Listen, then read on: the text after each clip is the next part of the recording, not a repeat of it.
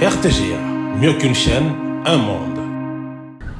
Mesdames, Messieurs, amis téléspectateurs de la RTGA, vous êtes très nombreux en train de nous suivre de partout à travers la République démocratique du Congo, mais aussi à travers le monde. Bienvenue à cet entretien, bienvenue à cette émission. Nous allons analyser la situation sécuritaire beaucoup plus dans la partie ouest de la République démocratique du Congo, notamment avec les phénomènes Mobondo. Non seulement analyser, mais aussi nous allons essayer un peu de voir comment mettre fin à cette situation. On va analyser la situation sur terrain. On va également décrypter l'apport du projet Lisanga. Vous le savez, c'est un projet qui vient en appui des populations déjà affaiblies par cette situation. On en saura un peu plus dans cette émission. On va en parler avec Monsieur Barthélémy Ngwangu. Il est expert sur des questions des droits humains, mais aussi l'un des membres du projet, le projet Lisanga, comme je l'ai dit tantôt. Mesdames, Messieurs, on va passer de très bons moments. Vous le savez, c'est depuis 2022, la crise a effectivement commencé dans la partie ouest. On va essayer un peu d'analyser ce que fait le gouvernement par rapport aussi à la situation de l'Est. Vous savez, il y a la diplomatie qui a été déployée pour mettre fin aux hostilités dans l'Est de la RDC. Qu'en est-il de la partie ouest? On en parlera du haut de cette tribu, mesdames, messieurs. Comme je l'ai dit, nous avons ainsi l'honneur de recevoir pour vous Maître Barthélémy.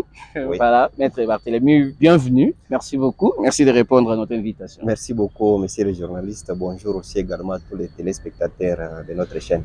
On dit que vous êtes expert sur des questions de droits humains. On peut en savoir un peu plus. Oui, nous sommes de la commission diocésaine justice et paix de l'archidiocèse de Kinshasa par rapport au projet que nous implémentons au niveau du plateau de Batéké. Moi, je m'occupe spécialement sur les questions qui touchent aux droits humains.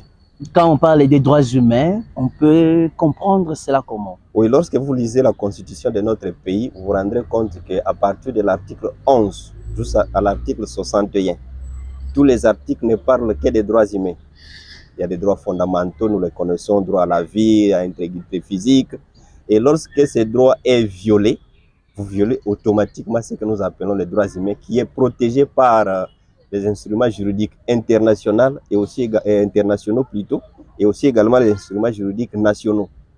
Et vous avez constaté que dans la partie ouest, surtout avec la crise née au niveau du phénomène Mobondo, vous constatez qu'il y a la violation justement de tous ces droits fondamentaux. Oui, la crise a commencé en 2022. Aujourd'hui, nous sommes en 2025.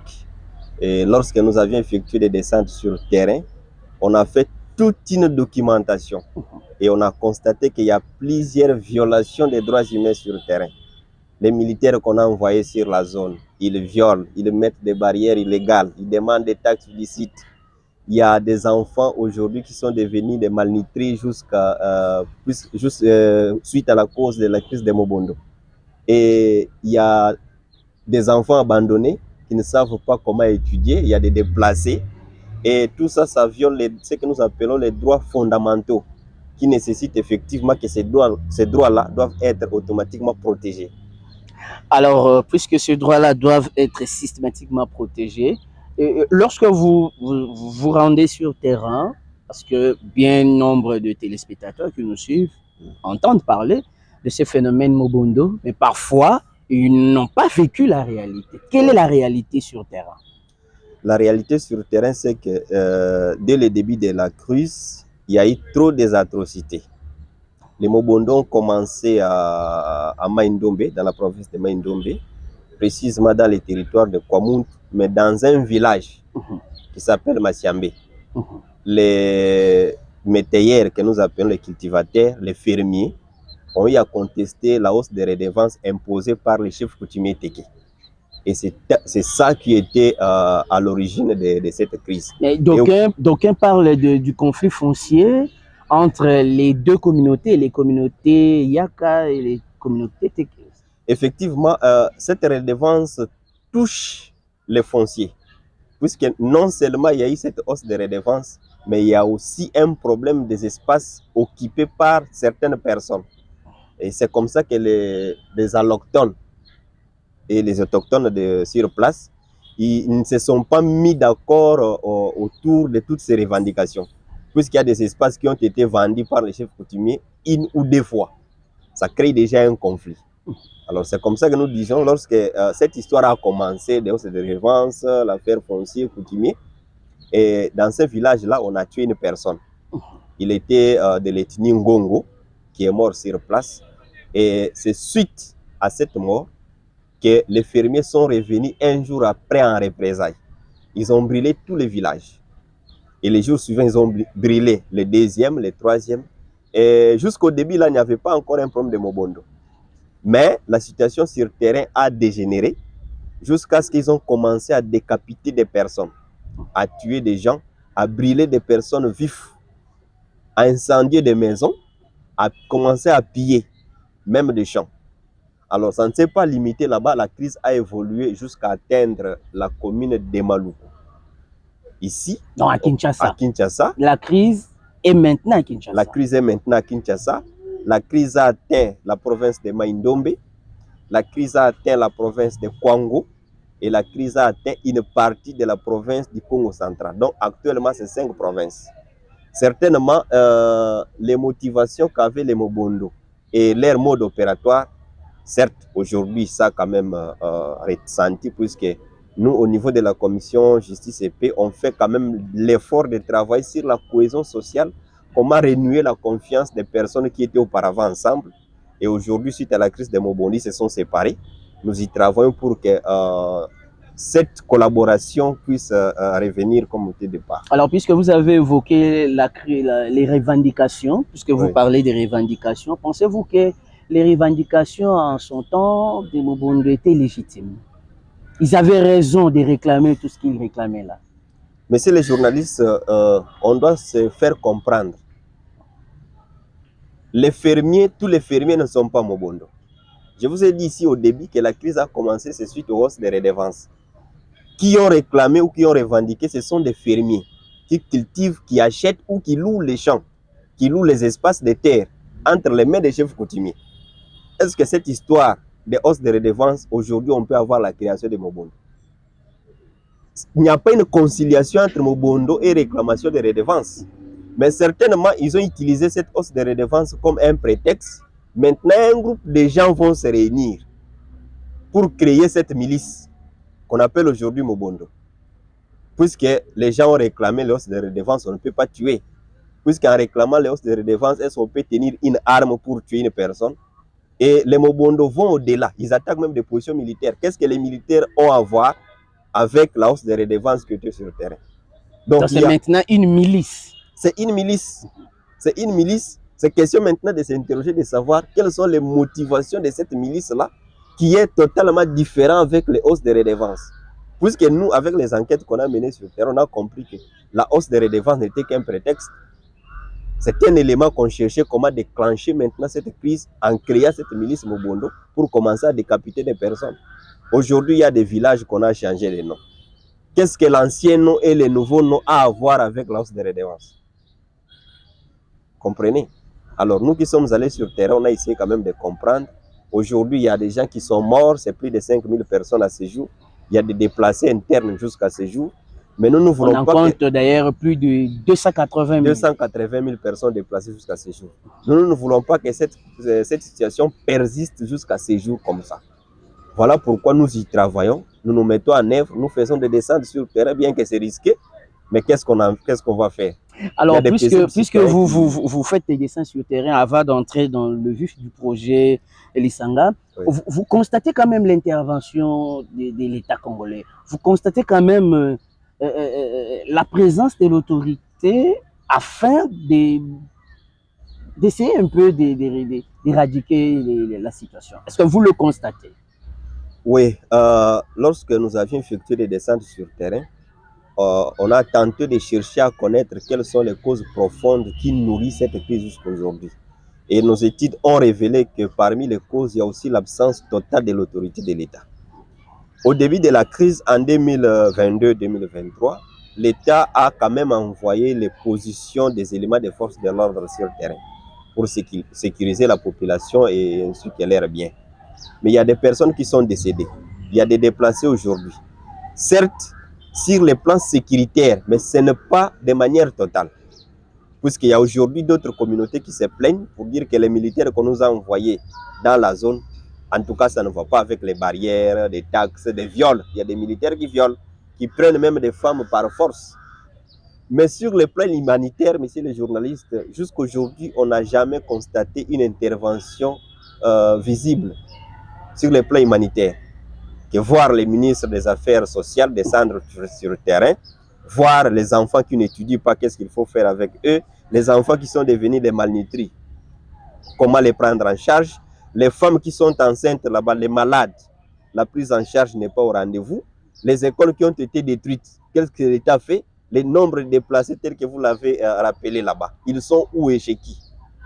L'intervention de l'État à ce niveau-là, nous ne les voyons presque pas, mais sauf, gloire à Dieu, le projet Lisanga est venu pour chercher comment donner quand même certaines réponses à cette communauté qui est victime des atrocités des Mobolo. Exactement. Alors, vous pensez qu'on devrait déployer les mêmes efforts qu'on a constatés dans la partie Est pour qu'il y ait un peu l'apaisement de la situation? Oui. Autant, les mêmes efforts pourraient aussi être déployés au niveau de la partie Ouest pour aussi... Comment vous trouvez l'intervention à ce niveau-là, au niveau des autorités?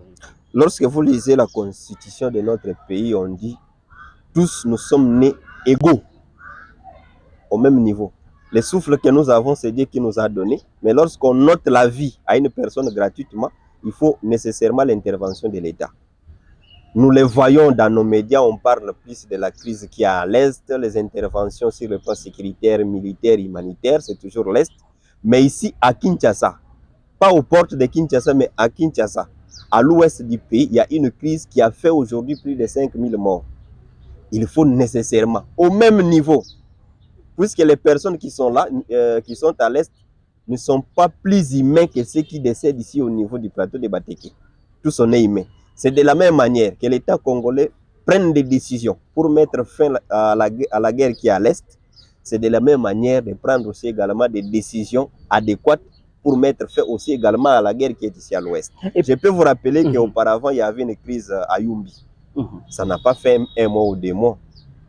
C'est même l'État congolais qui est allé résoudre ces problèmes. C'est comme ça que nous voulons que cette même volonté puisse se revenir encore aujourd'hui pour mettre fin à cette crise-là. On a encouragé les initiatives du vice-premier ministre, ministre de l'Intérieur, qui a effectué une descente sur le terrain, ça ne fait pas longtemps, et qui a aussi annoncé un forum de paix pour les Grabandundu. C'est bien bon, nous encourageons les initiatives, mais ce que nous lui demandons, qu'il n'aille pas vite. Qu'il n'aille pas vite, puisque pour revivre encore ce que les gens ont vécu auparavant, restaurer la paix au niveau du plateau, ce n'est pas facile. La milice détient des armes entre leurs mains. Il y a un travail préalable que nous lui demandons de faire. Il y a un travail préalable avant d'y arriver à commencer le processus du forum de paix. Il est lequel, le travail en question? Le travail doit se faire sur le terrain. Vous l'avez rappelé ici, il y a les communautés qui ne sont pas d'accord autour de quoi. Il aurait fallu faire une descente et entendre cette communauté-là. Cette communauté a des leaders que nous appelons les leaders communautaires. Il faut les mettre ensemble, les écouter. Qu'est-ce qu'ils veulent? Il faut que le vice-gouverneur, le vice-premier ministre tienne compte des revendications des uns et les autres. Ça doit être sur sa table. Ça, c'est un travail qu'il doit faire de manière préalable.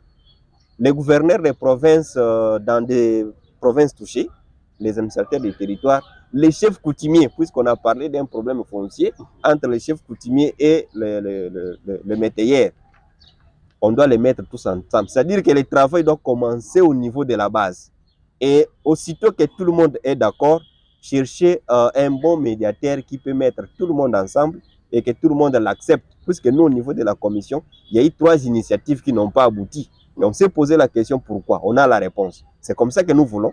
Vu l'expérience des autres initiatives passées qui n'ont pas abouti, c'est le moment de mettre maintenant en place, corriger toutes les erreurs du passé et chercher un processus de paix. Ce n'est pas aussi difficile que cela. Ce n'est pas aussi difficile que cela, mais aussi, on ne sent pas les élus de tout ce coin, hein, comme on le voit ailleurs, là où il y a aussi des atrocités, là où il y a aussi des tueries. On sent qu'il y a la mobilisation des élus, la mobilisation des notables, mais dans le phénomène Mobondo, on ne le sent pas. Est-ce que vous pouvez avoir un message justement à lancer à ces élus-là?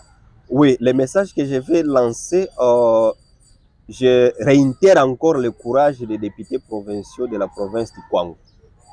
À l'époque où l'honorable Vital Kamerhe était président de l'Assemblée nationale, ils ont eu à soulever une question d'information à l'hémicycle. Et ils ont dit au président de l'Assemblée nationale qu'il y a un document qui a été déposé au niveau de son bureau et que c'est demandé qu'une enquête parlementaire. Et les députés l'ont rappelé pour dire qu'il y a des noms de personnes qui sont citées dans ces rapports. On n'a pas compris jusqu'à ce jour le silence du Parlement qui ne veulent plus examiner la question, engager une enquête parlementaire pour découvrir qui sont les auteurs intellectuels qui alimentent cette crise. Alors c'est comme ça que nous rappelons encore. Il y a des députés provinciaux du coin. Lorsque vous leur posez la question, ils disent non, nous, dans tous les processus, on est abandonné, on est oublié. On ne nous intéresse pas. C'est à eux aussi, par rapport aux missions qui leur est données, d'activer la question. Ils peuvent écrire, engager des questions orales avec débat autour de Mobondo. Je pense que le gouverneur de la province prendra la chose au sérieux. Qu'ils ne nous disent pas, puisque c'est ça qu'ils nous disent, que non, au niveau central, ils ont récupéré toute la situation. Et nous aussi, au niveau provincial, c'est comme si on n'est pas considéré. Or, la crise est au niveau de la province. Il est au niveau du territoire, il est dans des villages. Alors, comment voulez-vous que les décisions viennent d'en haut pour venir s'imposer au niveau du bas? Alors, on va peut-être, la dernière question pour chuter sur cette situation générale. Au moment où nous parlons, vous estimez que la situation a tellement évolué et qu'on tend vers une accalmie, une paix, ou la situation elle est toujours la même?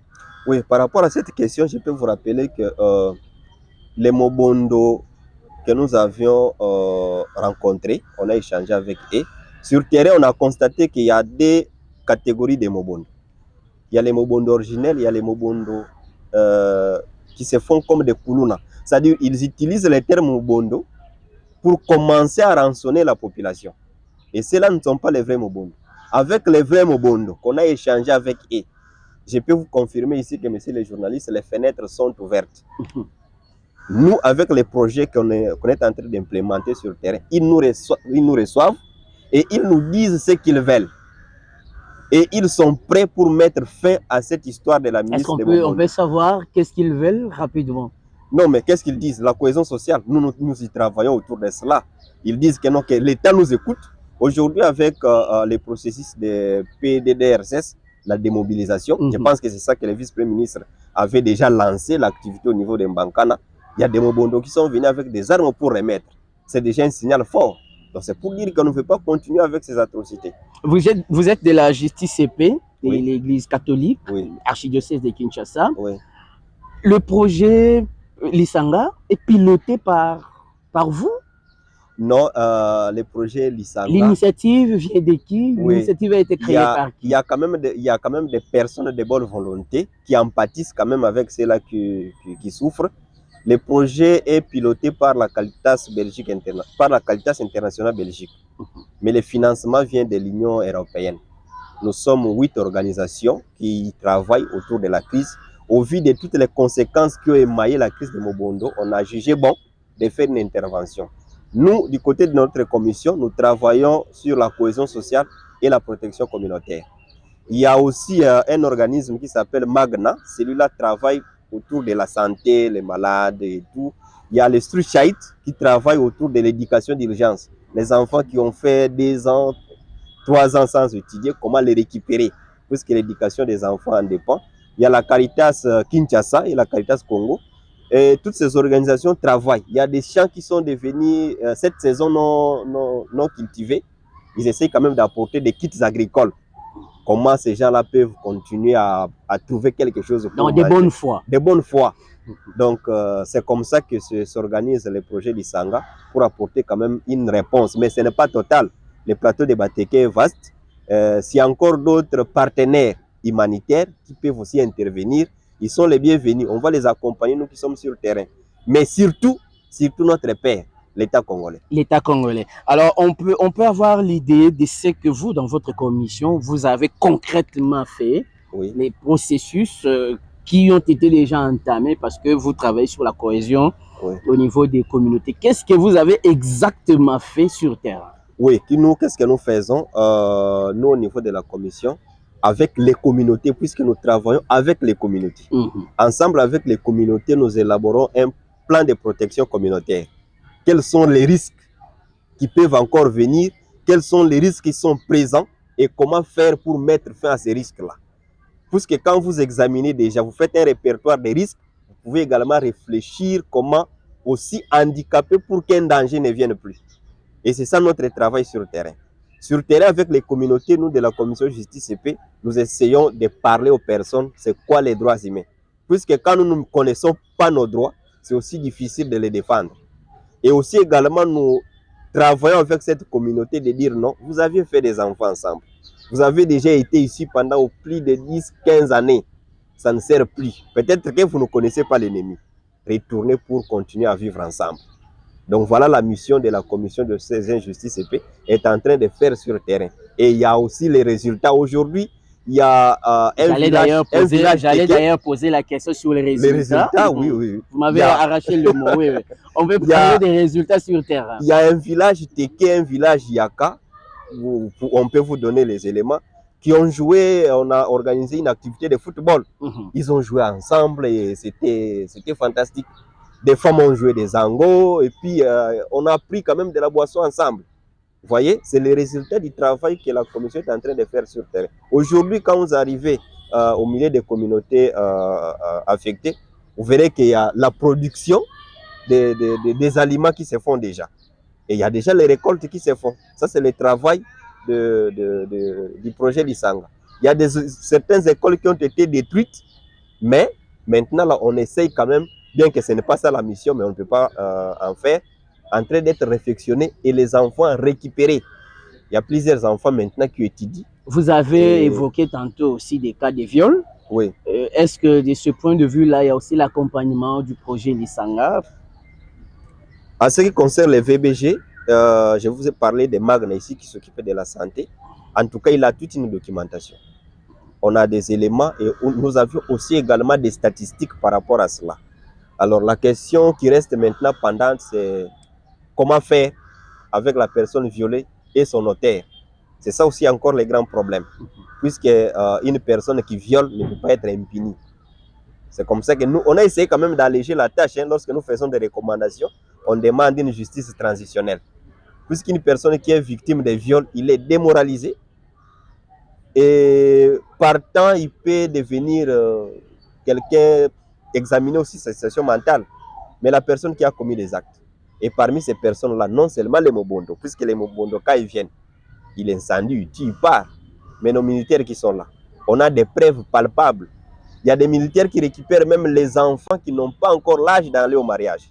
Ils sont dans des cas de militaires. Ça, on ne peut pas quand même tolérer.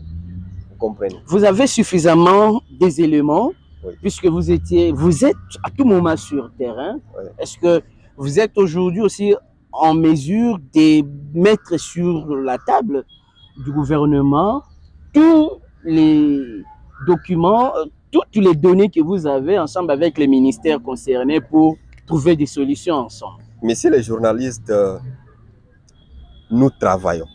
Rassurez-vous que nous travaillons. La commission a un plan stratégique qui est déjà entre les mains de l'État congolais. À la présidence, on a déposé ce document.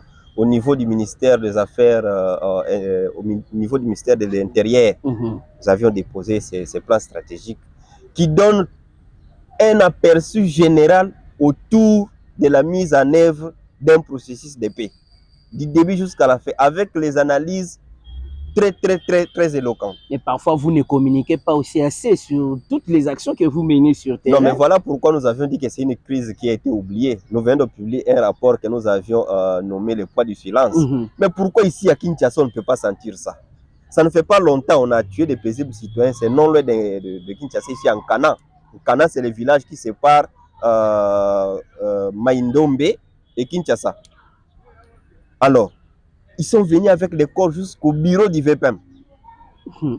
pour manifester leur mécontentement, comment cette crise ne veut plus prendre fin. Alors, il suffit de mettre cette volonté-là. Nous, au niveau de la commission, seul, on ne peut pas. Puisque sur le plan sécuritaire, ce n'est pas nous. On est les humanitaires, nous travaillons avec les communautés. Mais l'État aussi doit jouer un rôle régalien pour mettre fin à cette crise de Mobondo. On a dit que dans la partie Est, c'était une guerre économique. La crise est née à partir des richesses naturelles qu'a la République démocratique du Congo, surtout dans ce coin de la République. Oui. Est-ce que vous pouvez aujourd'hui dénoncer ce que vous trouvez de louche, ce que vous trouvez de bizarre autour de cette crise qui persiste depuis 2022, alors que dans la pratique, on ne voit vraiment pas grand-chose qui pourrait amener la crise jusqu'à ce jour. Est-ce que vous avez décelé quelque chose, vous avez constaté quelque chose que vous pouvez à haute voix les dénoncer? Je pense qu'au début de la crise, le cardinal a effectué une descente sur le terrain. De son retour, il a vu, puisqu'il n'est pas n'importe qui, que dans cette crise, il y avait une main noire. Nous avions travaillé, on a également constaté qu'autour de cette crise, il y a les tueurs des ficelles qui en profitent. Messieurs les journalistes, faites une descente au plateau de Bateke, vous allez voir la beauté de la nature. Et là, sur place, il y a des personnes physiques qui ont des hectares et des hectares. Imaginez-vous une personne, lui seul, qui a 1500 hectares, 10 000 hectares. Et là, sécuriser, la communauté n'a pas accès. Vous ne pouvez pas y cultiver. On réduit les champs pour que la communauté puisse avoir quand même accès aux champs. Et ce n'est pas seulement une personne. C'est plus de 10, de 15 personnes. Qui sont aussi parfois des décideurs. Qui sont aussi parfois des décideurs. Et là, qu'est-ce que vous voulez? Le conflit peut être là, puisqu'on a parlé du nez foncier. C'est de là. Tout le monde veut prendre de grands espaces. Et les victimes, c'est la communauté. Puisque là, la communauté dit, ce sont les chefs coutumiers qui négocient avec ceux-là qui ont des moyens. Ils nous vendent des espaces, on ne sait pas comment cultiver. Nous ne voulons plus de cette affaire. Puisque quand vous leur posez la question, ils disent non, ici, le chef coutumier ne peut pas vendre les espaces. On ne fait que louer, mettre les espaces en location pour un temps. Mais il y a des espaces qui sont vendus. Des fois certains espaces qu'on a pris par force, au préjudice de cette communauté. Que voulez-vous? Qui manque de terres, qui manque d'espace. Maintenant des terres, des espaces. Et les terres pour nous au Congo, c'est toute une richesse. Ce n'est pas seulement les diamants qu'on peut parler de la richesse. La terre produit. Il y a on nous dit ici à Kinshasa, Kwanga, Tikelango, Bateke. Mais c'est où? C'est ici au plateau de Bateke. Aujourd'hui, la Chikwanga a augmenté. Même Kinshasa est en train de subir. Mais sans comprendre les braises que les plateaux nous fournissent ici. Aujourd'hui, c'est à combien? On doit en tenir compte. Et les conséquences sont aussi sur le plan économique. Qu'on ne voie pas seulement l'Est. Nous ne disons pas qu'on ne peut pas parler de l'Est, mais qu'on ne voie pas seulement l'Est. Venez aussi de l'autre côté, à l'Ouest, il y a la crise de Mobondo. Il y a les gens qui sont morts. Il y a les enfants qui n'étudient plus. Il y a des déplacés qui n'ont pas de milieux où habiter. C'est vraiment urgent de le faire, ce serait une bonne chose. C'est urgent de le faire, mesdames, messieurs. Je pense que nous sommes entrés d'aller petit à petit vers la fin de cet entretien très intéressant, très important, qui tire la sonnette d'alarme au niveau de ce qui se passe dans la partie ouest de la République démocratique du Congo. On parle du phénomène Mobondo qui fait autant de dégâts qu'a soulevé notre invité. Lui, c'est Maître Barthélémy Ngwangu. Il est expert en droits humains, surtout dans ce projet Lisanga. Il est de la commission justice et paix de l'archidiocèse de Kinshasa, donc l'église catholique. Alors, puisque on parle, vous parlez de la cohésion sociale et le vivre ensemble, qu'est-ce que vous apportez comme message à toutes ces communautés? Je pense que vous avez accès à toutes les communautés. Oui. Voilà. Oui. Qu'est-ce que vous apportez comme message qui devrait justement aboutir à cette cohésion sociale dont vous cherchez? C'est une très belle question. Nous sommes acteurs de terrain. On ne peut pas dormir ici à Kinshasa. On rêve la nuit, on se réveille le matin, on amène un message. Quel message que vous allez amener? Il faut échanger avec cette communauté. Leur demander qu'est-ce que vous voulez, qu'est-ce que vous pensez. Puisque la crise a commencé là-bas, messieurs les journalistes, nous faisons des descentes sur le terrain. On a écouté cette communauté-là. Et même nous donne des pistes de solutions. On ne peut pas les imposer un message, on ne peut pas les imposer quelque chose qui ne vienne pas de leur volonté. Voilà pourquoi nous disons, même les forums de paix, on ne peut pas transporter une décision. Ça doit commencer à la base. Maintenant, les messages. Ce sont les communautés elles-mêmes qui font des sensibilisations, je vous le dis. Nous les formons, on leur dit voilà ce que vous devez faire pour rentrer ensemble. Eux-mêmes font des sensibilisations. Ils choisissent eux-mêmes les messages à donner à leur communauté eux-mêmes. Vous voyez le travail qu'on est en train de faire. Donc c'est un travail de terrain. Ce n'est pas un travail d'aller imposer un message ou une décision. Non, ça ne s'appliquera pas. Ce sont eux, eux-mêmes. Ils réfléchissent, ils disent non, voilà, on choisit tel thème, on va donner tel message et nous, on veut rentrer ensemble. Voilà le travail qu'on est en train de faire sur terre. Donc, ceux qui s'hasardent de quitter Kinshasa pour aller, soi-disant, réconcilier, ça ne tiendra pas. Il faut un processus. Oui, c'est un processus. Et c'est ça que nous appelons des préalables. Ce sont ça des préalables. Avant d'arriver à la conférence sur la paix. Avant d'arriver à la conférence sur le forum sur la paix, Grabandundu, échanger avec la communauté, écouter-les, qu'est-ce qu'ils veulent, qui ils veulent qu'ils les mettent ensemble. Ils doivent aussi choisir eux-mêmes, et ils ont déjà choisi leurs médiateurs. Auparavant, on leur a imposé M. Zombi qui était le médiateur, qu'est-ce que ça aboutit? Mais eux-mêmes, puisque là, lorsqu'ils choisissent un représentant, ils vont aussi également lui donner ce qu'eux veulent. Vous allez dans les forums de processus de paix, voilà ce que nous voulons. Porter notre message sur le VPM et il va nous écouter.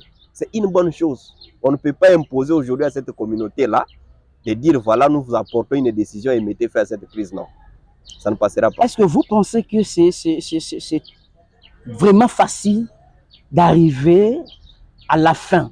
C'est très facile. De mettre fin à cette crise. Vous pensez que c'est vraiment facile? Nous, on a le courage. Il reste seulement la volonté de l'État congolais. Puisque nous, je vous l'ai dit ici, sur le plan sécuritaire, ce n'est pas nous. Et pour mettre fin à cette crise-là, ce n'est pas seulement une personne. Les responsabilités sont partagées, commençant par l'institution président de la République, les vice-premiers ministres de l'Intérieur, les ministres des Affaires foncières, les ministres de la Justice, les ministres des Affaires sociales. Il faut que nous les appelons les acteurs impliqués dans cette crise. Et il faut que tous les acteurs impliqués dans cette crise se mettent ensemble, chacun avec sa part de responsabilité. Mais est-ce que vous sentez aussi cette volonté-là de la part des communautés elles-mêmes? Oui, mais je vous ai dit, volonté vraiment, je vous l'ai dit ici, d'arriver à la solution. Non seulement la communauté ou les communautés sont ouvertes, que nous sentons ça, mais aussi les leaders Mobondo. On a échangé avec eux et ils sont ouverts, mais avec un processus. Ce n'est pas du tic au tac. Et c'est ce processus-là que nous voulons que cela puisse être engagé. Ils sont ouverts, que ce soit du côté de la communauté, que ce soit du côté des Mobondo. Ils sont ouverts. On a parlé au début de la crise Mobondo, qui est Tekeyaka. Mais ce n'est pas ça la réalité des terrains. Ce n'est pas ça la réalité des terrains. Et du côté Mobondo, bon, tous ces mondes qui sont là-bas, on a essayé un peu d'échanger avec eux, on les a écoutés. Aujourd'hui, ils sont ouverts. Alors, les Mobondo sont des Teke ou des Yaka? Les Mobondo ne sont pas des Teke, les Mobondo ne sont pas aussi des Yaka. Mais les Mobondo, c'est tout le monde qui s'est affilié à cette milice. Puisque dans la milice Mobondo, les Teke sont là, les Yaka sont là, les Soukou sont là, les Pende sont là, les Pelende sont là, les Congo sont là-bas, les Luba, les Bangala, tout le monde est là dans cette milice-là. Chacun avec ses intérêts privés. Wow. Et c'est ce qui constitue cette milice qu'on appelle Mobondo. Avec des armes? Ils opèrent avec des machettes? Comment opèrent-ils? Qu'est-ce que vous voulez? Vous voulez toute l'histoire de Mobondo, toute la clarté. C'est ça notre inquiétude pendant nos enquêtes, messieurs les journalistes. On ne peut pas comprendre, pour une affaire qui a commencé suite à une hausse de redevance, on commence à tuer des gens et on tient des armes. C'est bien bon, il peut y avoir un affrontement entre Mobondo et militaires. Les Mobondo tuent les militaires également. Ils peuvent récupérer l'arme. C'est un problème. Mais manipuler cette arme-là, c'est encore un autre problème. Mais depuis 2022, jusqu'à aujourd'hui, les Mobondo ont des armes et des munitions. Vous pouvez me dire dans quelle boutique qu'on vend des armes et des munitions ici, qui leur donne tout ça? Est-ce que dans vos enquêtes, vous n'avez pas arrivé à déceler au moins l'origine de toutes ces munitions? Non, mais l'État congolais a tous les mécanismes d'enquêter. Nous, on ne sait pas là où on achète les armes. Nous, on est une commission. On Vous avez échangé quand même avec les On ne sait pas là où on achète les munitions. Vous avez échangé avec eux. Est-ce qu'il n'y a pas de questions du genre? Oui, il y a est-ce des que questions. vous trouvez quand même toutes ces munitions? Est-ce que vous, si vous êtes solution, vous dites vous avez tué une personne aujourd'hui, vous allez accepter la nuit? Vous n'allez pas accepter. C'est du même aussi avec les Mobondo. Vous avez des armes, ils vous disent oui. Comment vous les avez? Oh non, dans des affrontements et puis nous on récupère. Mais comment vous les manipulez? Qui vous donne les munitions? Là, il n'y a pas de réponse. C'est-à-dire il y a quelque chose. Bon, ils sont alimentés. Ils sont alimentés. Voilà pourquoi nous invitons l'intervention de l'État congolais d'enquêter, que ce soit au niveau de notre Parlement, une enquête parlementaire sérieuse, que ce soit au niveau de la justice, les auteurs doivent répondre, les communautés qui sont victimes, comment concilier pour les donner quand même soit une indemnisation puisqu'ils sont victimes. C'est dans tous ces processus qu'on est en train de réfléchir pour mettre fin à cette crise de Mobondo et aussi écouter les revendications des uns et des autres. Nous avons beaucoup à se dire, mais le temps nous est imparti. Vous savez, la télévision, c'est le temps. Je pense qu'on aura 2 petites questions et puis on va terminer par là. Quelles sont les difficultés que vous rencontrez sur terrain, puisque vous devez faire face à des gens qui ont aussi des armes, parfois une petite volonté ou presque pas de vous recevoir. Quelles sont les difficultés que vous rencontrez sur place? Oui, je parle du projet. Oui, au niveau du projet d'Isanga, les difficultés sont énormes.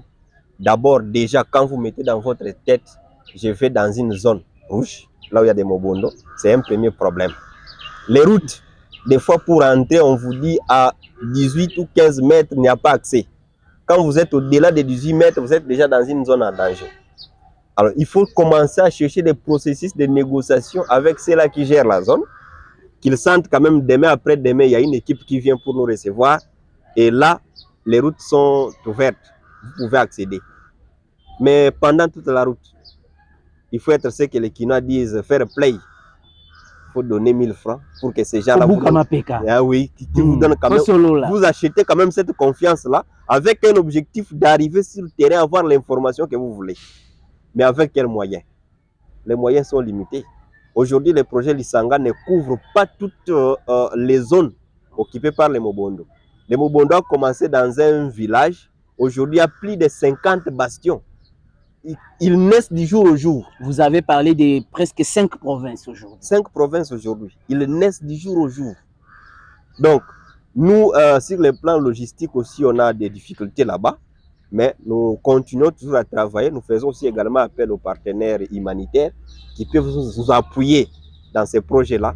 Nous, le vrai problème, c'est de mettre fin à cette crise de Mobondo, que les communautés qui se sont divisées rentrent à la cage de départ, que les activités au niveau du plateau de Bateke continuent comme c'était auparavant. Alors, qu'est-ce que, au finish, qu'est-ce que vous gagnez? Qu'est-ce que vous tirez? Qu'est-ce que vous gagnez dans tous ces risques, dans toutes ces démarches? Qu'est-ce que vous gagnez au finish? Rien que la paix? Voir seulement la réconciliation, voir seulement la paix? Ou vous gagnez quelque chose? Je parle du projet Lisanga qui regroupe plusieurs organisations aussi. Lorsqu'on veut faire quelque chose, on se fixe des objectifs. Et si vous atteignez cet objectif, ce serait un bon résultat pour vous. Nous travaillons autour de la cohésion sociale et autour de la paix au niveau du plateau de Bateke. Messieurs les journalistes, on a été enfant au village, un enfant plaire, ni Ninzala. On voyait quand même un voisin venir pour donner quelque chose sans rien demander. L'enfant mange et puis à qui ça cana. Mais il y a d'autres, l'enfant en train de pleurer, quoi? Et la maman vous dira, attondi mingi. Voyez-vous? C'est pourquoi Zol est là. Et là, il faut les purger et après, l'enfant est à l'aise. Mais il y a nos frères ici à Kinshasa qui sont en train de souffrir et mourir. Vous êtes là, vous dites, bon, continuez à mourir puisque nous, on ne va rien gagner. Non. Nous voulons la restauration de cette paix-là. Ce serait un bon résultat pour nous. Mais on n'a pas senti tous ces déploiements, tous ces efforts, par exemple à l'Est. On ne vous voit pas. Est-ce que l'Isanga ou bien la commission justice et paix de l'archidiocèse de Kinshasa jette aussi un regard sur ce qui se passe à l'Est de la République, une crise de plus de 30 ans? Dans notre organisation, dans le consortium d'Isanga, de 8 organisations, il y a certaines structures qui travaillent à l'Est qui sont avec nous. C'est comme Struchild par exemple, qui est à l'Est. Mais à l'Est, il n'y a pas un projet Lisanga. On ne peut pas suivre aussi également des lièvres à la fois au même moment. Ici d'ailleurs, on est en déficit des moyens, on ne peut pas couvrir toute la zone. Nous y travaillons. Et les jours où les besoins vont se faire sentir pour aller à l'Est, on ne va pas croiser les bras. Ce sont les compatriotes des mêmes aussi comme nous autres. Et nous n'allons pas fermer les yeux et voir seulement à l'Ouest ici. Mais nous voyons ici, puisque on parle souvent de l'Est et on oublie l'Ouest. Mais voilà, nous maintenant, on est à l'Ouest. C'est comme ça, nous portons la voix de cette communauté qui est oubliée. Très bien, mesdames, messieurs. Franchement, nous avons beaucoup à dire, mais le temps nous fait défaut. Je pense que nous reviendrons. Nous reviendrons avec beaucoup d'autres éléments complémentaires pour justement vous donner l'information et vous faire voir ce que le projet Lisanga fait sur terrain. Maître Barthélémy Ngwangou, je pense que vous allez regarder votre caméra pour un message en lingala cette fois-là. Vous pouvez résumer en 1 minute en lingala ce que vous faites et ce que vous constatez sur terrain et lancer même cet appel aux autorités pour pouvoir essayer un peu de voir cette situation de plus près. Oui, le message que je vais donner, c'est en termes de recommandation na lobi boye. Na Kinshasa, crise ezali. Bamobondo to bandoyo kabazana mai ndombe. Baza isu na mai ndombe te bazana Kinshasa. Ba atakaki je pense Kingakati, ba atakaki parc ya Vallée de l'Anzele. Lobi bako kota Masina, bako kota Njili, bako mata Limete, bako kota Gombe. Bana wana bazo pardonner. Alors, du fait que ça déjà likambo ici le mobondo c'est une réalité. To sengi na l'été ambo kanabiso et na ba communauté nyonso to za la vigilant. Monguna ya ko kabolela biso te. Na communauté nyonso ya plateau to zo elongo ndenge to zalaki. Na état congolais, c'est le moment d'intervenir. Nous encourageons l'initiative oyo ya VPM de l'intérieur azo sala pour que kime kota na plateau de Bateke et aussi également penser aussi na ba victimes sur le plan humanitaire, ministère des affaires sociales matière yango awa na plateau de Bateke. Je pense que ceux qui biso nyonso elongo ezala ba humanitaire, ezala biso commission, ezala l'état congolais, ezala ba organismes internationaux ceux qui to sangani na communauté elongo to soki sa milice oyo bazo menacer du jour au jour. Voilà le message que monsieur le journaliste. Merci beaucoup pour ce très bon message en lingala qui doit nécessairement intéresser tout le monde. Nous sommes arrivés presque à la fin. On avait eu cette envie de vous donner ce contenu. Je pense que c'était pas mal. Vous avez aimé plein des informations, mais également des tactiques, des stratégies pour pouvoir mettre fin. Maître Barthélémy Ngwangou l'a dit, c'est facile de mettre fin à cette crise si on travaille ensemble. Est-ce que vous avez un dernier mot? Parce qu'on va terminer par là. Oui, je ne peux que vous remercier, vous, puisque au travers vos ondes, cette crise sera connue à tout le monde et ça va intéresser aussi toute la nation. Et je pense qu'après votre émission, nous verrons des interventions rapides au niveau du plateau. Merci beaucoup. Nous laissons toutes nos portes ouvertes justement pour passer le message d'une manière ou d'une autre. Mesdames, messieurs, nous sommes arrivés pratiquement à la fin, vraiment à la fin de cette émission. Nous disons un grand merci à toute l'équipe qui a travaillé d'arrache-pied afin de vous produire ce contenu très, très intéressant. Merci à la direction du programme de la RTGA. Merci à la direction de production. Yannick Bilamou derrière toutes les caméras possibles. Merci à vous également, mesdames, messieurs. Votre fidélité nous honore. Nous vous reviendrons toujours avec force détail dans les jours à venir. Et pourquoi pas un grand coucou à tous ceux qui ont piloté pour que nous puissions avoir cette belle émission. La commission justice et paix de l'archidiocèse de Kinshasa qui travaille aussi d'arrache-pied pour pouvoir donner cette paix à ces communautés. Merci également à tous les téléspectateurs d'ici et d'ailleurs. Vous nous suivez à l'étranger, vous nous suivez à Kinshasa, vous nous suivez partout à travers la République démocratique du Congo. Cette émission est complètement terminée et on se retrouve très prochainement. D'ici là, portez-vous bien et bonne suite de programmes sur les antennes de la RTGA. Au revoir. RTGA, mieux qu'une chaîne, un monde.